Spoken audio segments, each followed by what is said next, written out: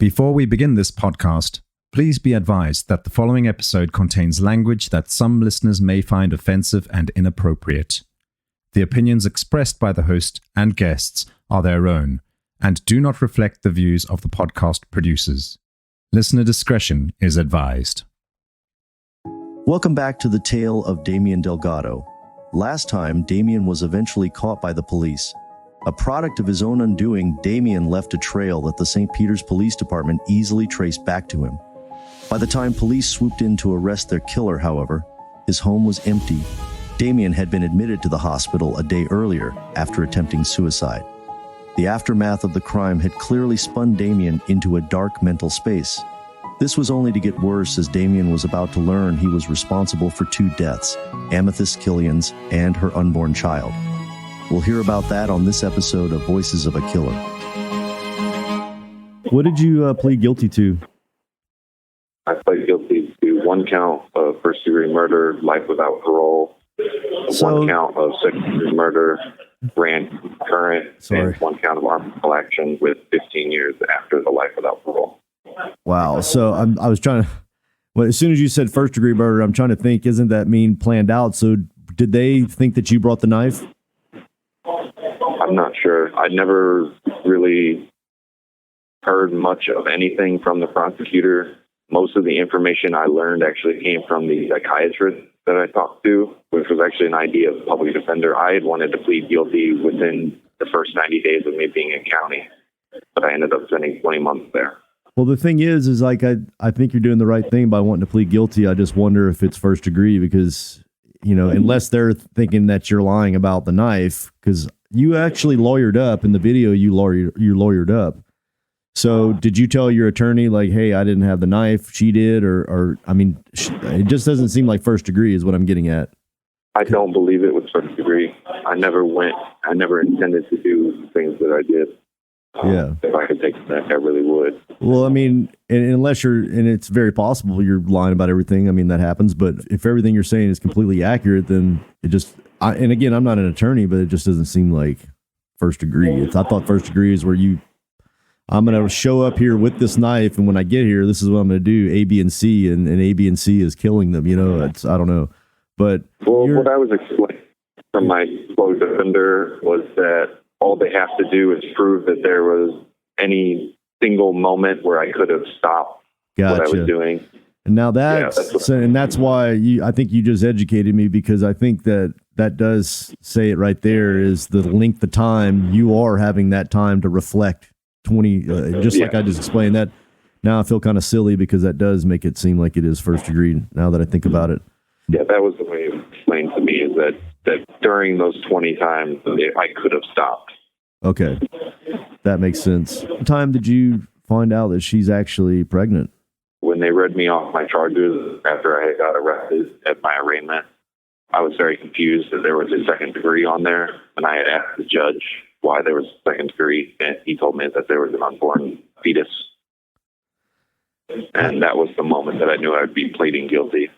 You know, you grew up going to church and things like that, which obviously I would assume that you're a Christian then and now. Do you feel like your God is going to put you in hell now? I believe that I'm going to have a chance to be judged and to give my side of the story, I guess, even though he knows my side, but at least plead my case to my Creator, and whatever he chooses, and that's the fate that I deserve. He knows everything. He knows all. Listening to how Damion talks about this case, I get the impression that he's accepted his punishment. Now that he's behind bars, he's embraced his Christian faith and shown a great deal of courage in owning up to his crime. To his credit, he has never denied killing Amethyst. In fact, he came clean early on in the police investigation and pled guilty instead of taking the case to trial. At the time, Damion's defense lawyer praised Damion's attitude, telling the press that he had flat out refused to negotiate a plea deal for a lighter sentence, even though he knew he would be given life without parole. To quote his lawyer, "I have never known a client to do that, to be so willing to give up their own life to try to atone for what they've done. There's a lot of good in Damion. Undoubtedly, Damion has made some bad choices with bad consequences, and prison might just be the opportunity he needs to get his life back on track. Still, For somebody who has a long history of mental illness, prison can be a dark and lonely place. Before wrapping up this interview, I wanted to find out how Damion, a man who once couldn't handle a life in the military, has coped with a life behind bars. More on that after the break.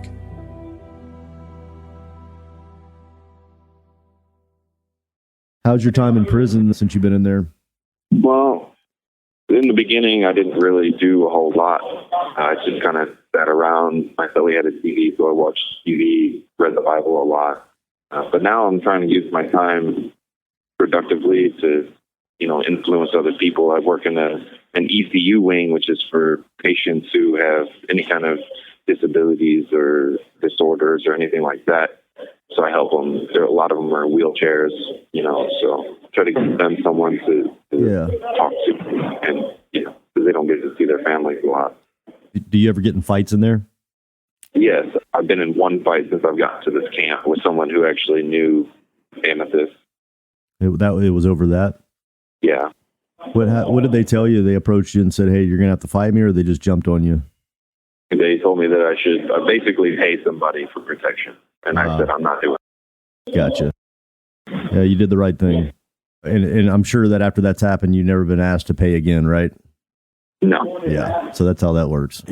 What do you think separates you from a person that has multiple occasions where they try to kill themselves and then end up having a moment where you couldn't control your emotions and just run, and you ended up stabbing somebody 40 times? What sets you apart? Why do you think you're like that?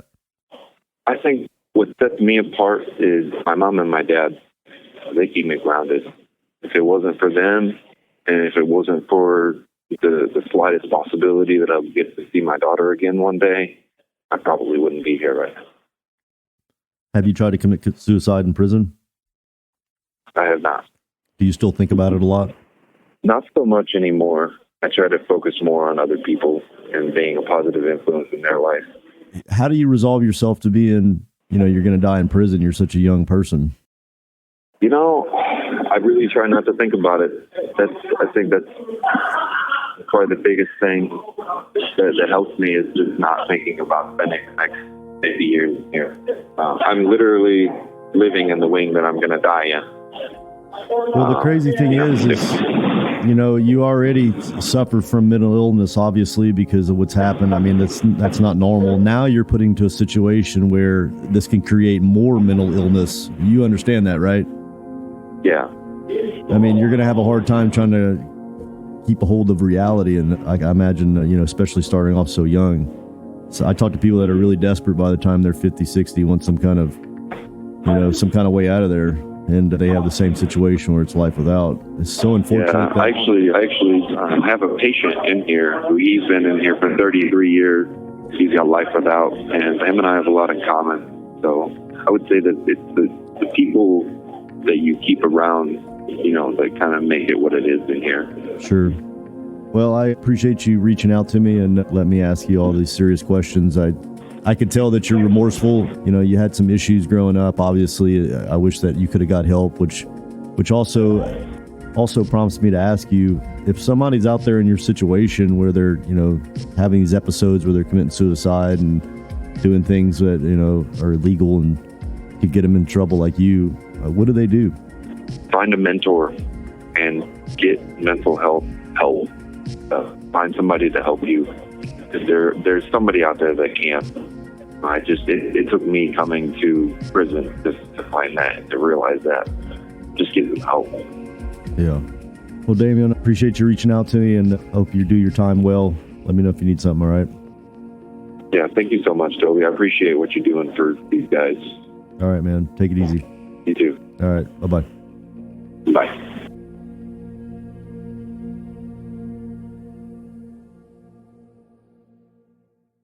On the next episode of Voices of a Killer. You're actually not convicted as a killer yet. You're just blamed for being one. Wow, man, you got some crazy stuff ahead of you. I had blood cover my face, a couple cuts on my head. Yeah. And I was freaking out. So everybody knows somebody that's died for cancer. It's like everybody knows it's somebody that's either gotten a DWI, going to prison for it, or killed somebody in a wreck. Usually if someone is hurt or killed and you're driving, you're going to prison. I've seen it a lot. The front end was smashed in on the passenger side pretty bad. Whenever you went over there, what was the condition of that driver? Well, he was laid over on the passenger seat and he wasn't moving. That's a wrap on this episode of Voices of a Killer. I want to thank Damion for sharing his story with us today. His ability to be open and honest is what makes this podcast so special. If you want to listen to these episodes weeks in advance, you can now do so by joining our Patreon at patreon.com/voicesofakiller. There you will get access to raw interviews, unseen news coverage, and unique correspondence with the guests of Voices of a Killer. Head over to patreon.com/voicesofakiller to support the podcast. Your support is what keeps us passionate about bringing these stories to you. A big shout out to Sonic Futures, who handled the production, audio editing, music licensing, and promotion of this podcast. If you want to hear more episodes like this one, make sure to visit our website at voicesofakiller.com. There you can find previous episodes, transcripts, and additional information about the podcast.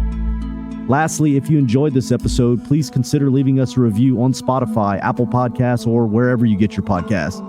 Your feedback helps us improve and reach new listeners. Thank you for your support, and we can't wait to share more stories with you in the future. Thank you for tuning in. I'm your host, Toby, and we'll see you next time on Voices of a Killer.